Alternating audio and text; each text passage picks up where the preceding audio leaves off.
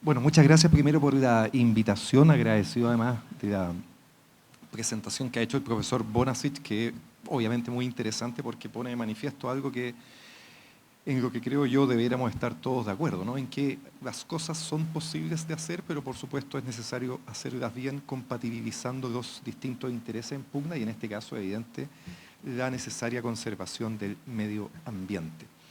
En el caso específico, voy a rellenar mientras aparece la presentación, yo creo que es importante tener presente que lo que busca la nueva ley de delitos económicos, y puedo hacer avanzar bien, yo siempre digo esto, ¿no? Es un propósito deliberado, la ley tiene un propósito deliberado, esta ley, que es sancionar gravemente, duramente, los casos graves de delitos económicos. Y creo que esa frase hay que leerla completa, ¿no? Porque muchas veces se ha generado cierto temor infundado a mi juicio, pero bueno, cuando hay temores lo que corresponde más bien es conversar, discutir, aclarar, esclarecer respecto a lo que implica esta nueva ley. Esta ley, por supuesto, no puede tener como propósito intentar sancionar todas las conductas posibles de cometer y todas ellas con igual nivel de rigurosidad. No, lo que hace esta ley es intentar,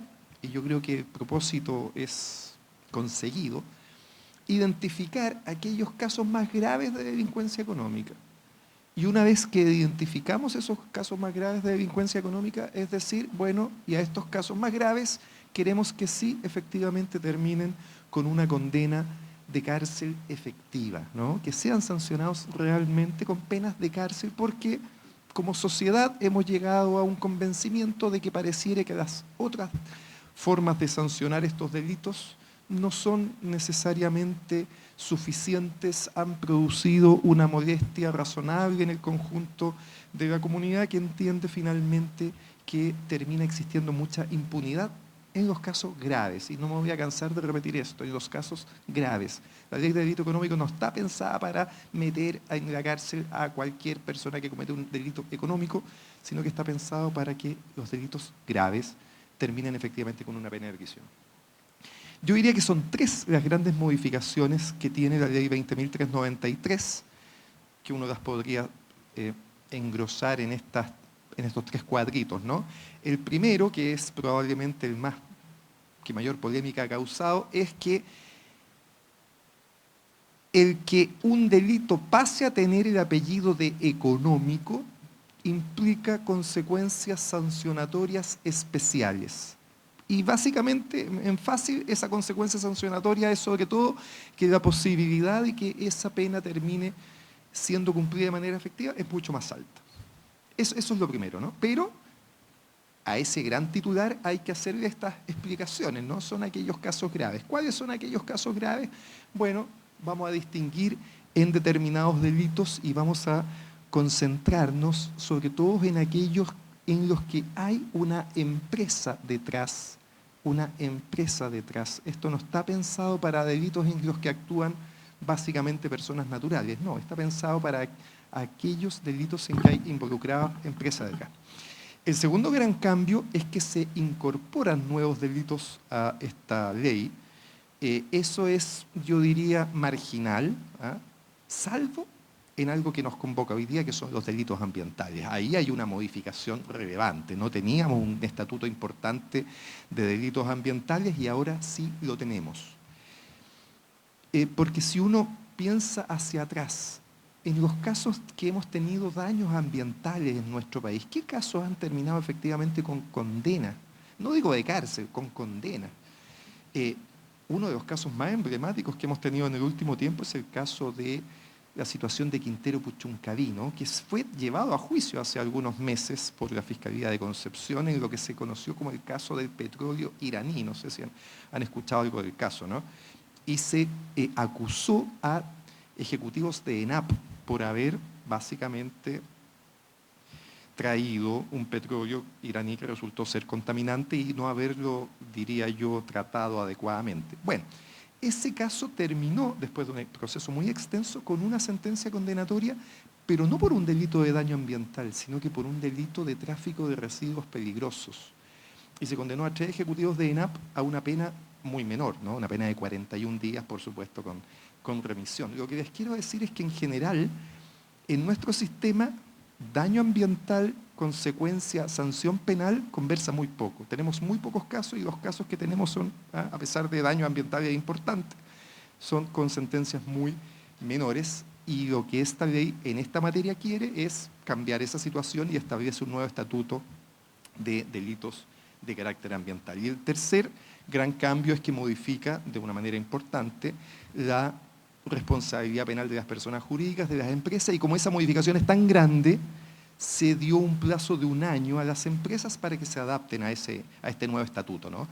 El mayor cambio, sin duda, es que pasamos de un catálogo de 15 delitos, de los cuales las empresas responden, a un catálogo que son más de 200, algunos han hablado hasta más de 400, si uno empieza así a hacer el desagregado, ¿no?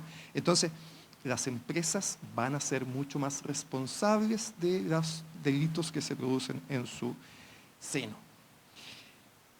Vamos muy breve, ¿no? Porque el tiempo efectivamente es corto. ¿Dónde entran los delitos ambientales acá? Entran en lo que son los delitos de segunda categoría. Muy gruesamente dicho, la ley establece 4 categorías de delito. Una primera categoría de delitos económicos absolutos, que siempre van a ser delitos económicos independientes si hay empresas detrás o no. Entre ellos, por ejemplo, los delitos de colusión, los delitos de mercado de valores, están listados expresamente establecido ahí, pero los delitos ambientales, en lo que nos importa, están en la segunda categoría de delitos económicos y exigen, ¿no?, que el hecho que se cometa, que el hecho que se perpetra, se efectúe en ejercicio de un cargo, función o posición de una empresa. Por eso les decía que acá es fundamental, para que estemos en presencia de un delito económico, que haya una empresa detrás. Desde donde se comete este delito, la persona que comete el delito tiene un cargo en esa empresa, o, segunda hipótesis, el delito le beneficia a esa empresa, cuando lo fuera en beneficio económico o de otra naturaleza para la empresa. Y ahí aparecen una gran cantidad de delitos, y entre ellos los delitos de carácter ambientales. Están ahí en el listado los delitos ambientales y de daños masivos. Ojo que en lo que son el tema de las parcelaciones también puede ser interesante, puede haber alguna arista en delitos contra el patrimonio, ¿no? Hemos visto en algunos casos que han habido desarrollos ambientales donde se han prometido cosas que no son y se han iniciado, vamos a ver cómo terminan esas causas, pero hay al menos investigaciones iniciadas, causas por estafa, ¿no? Porque la mise en scène, se promete algo que no se cumple, se hace creer, se le da una apariencia a un negocio que no es tal, eso típicamente es un delito de estafa y podría existir una situación de este tipo también constitutiva, en este caso un delito de estafa, del artículo 2. Recapitulo en esta parte, porque esto es importante no confundirse, ¿no? Si es que este hecho se comete por una persona natural, no se considera delito económico, si es que no hay una empresa detrás, ¿sí? Lo que no significa que no se sancione.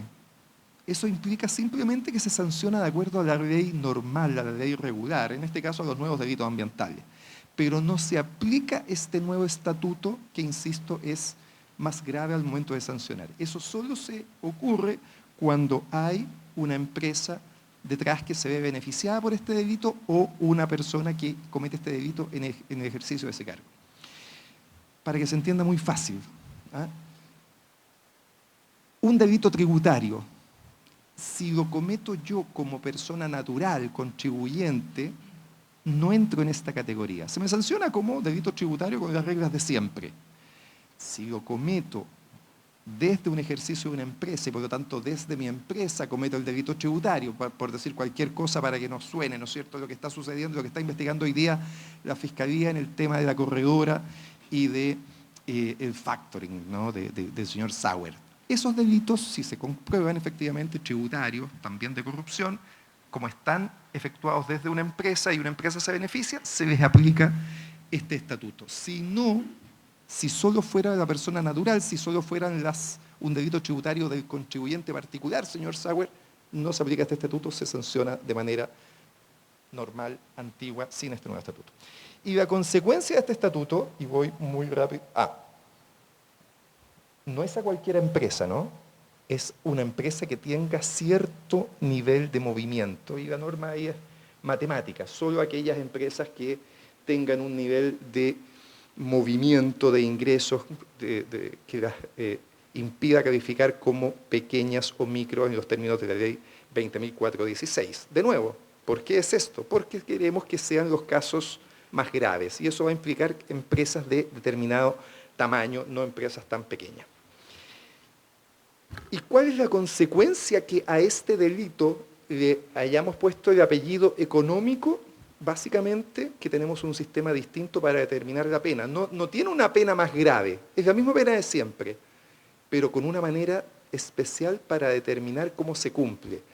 Distintas atenuantes y agravantes, desde ya lo más llamativo, ¿no es cierto?, es que desaparece el atenuante irreprochable de conducta anterior, y se aplica un sistema distinto de cumplimiento. Desaparece el sistema, por ejemplo, de la libertad vigilada.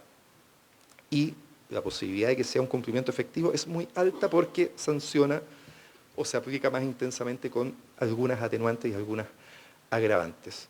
Una palabra simplemente a si es justo o no, o si tiene sentido o no, más bien, que haya desaparecido para este tipo de delitos de irreprochable conducta anterior.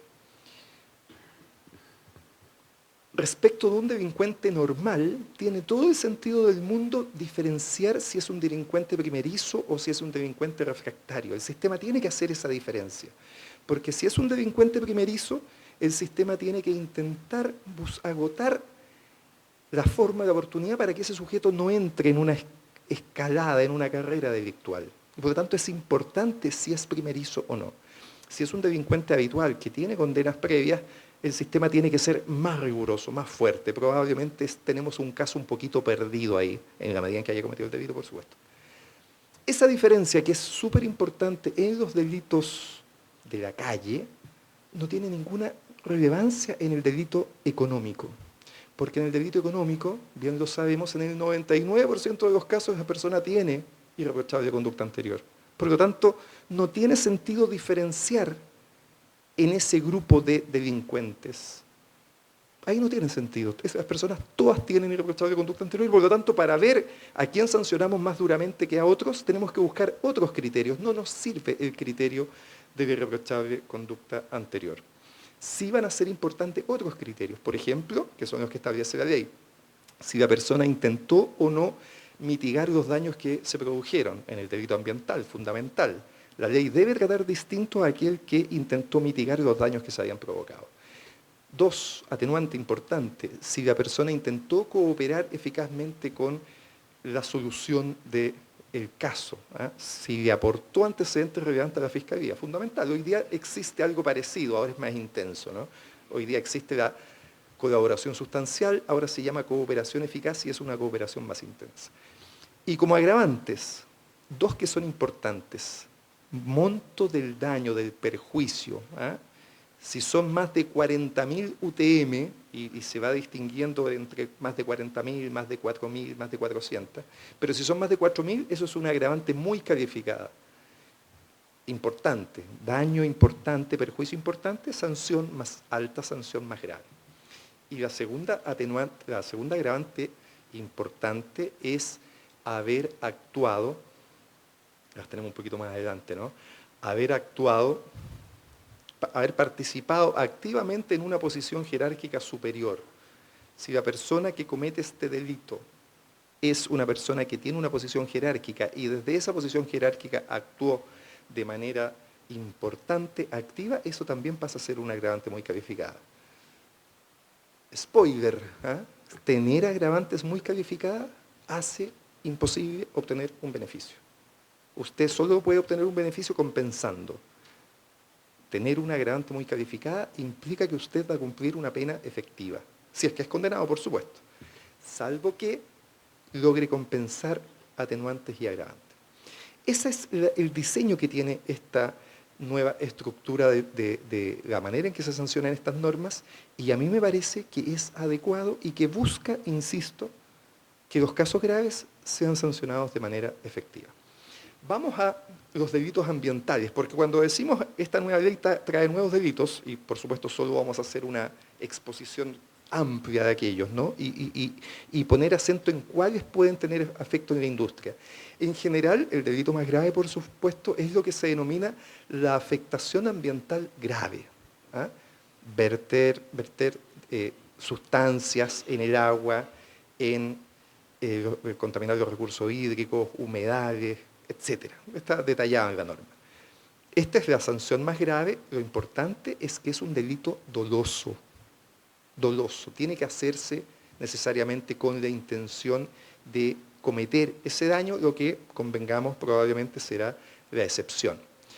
Y está, por supuesto, esa misma conducta, con pena disminuida, cometida de manera culposa. El que por imprudencia temeraria, mera imprudencia o negligencia con infracción de reglamentos comete esa misma conducta, ¿no?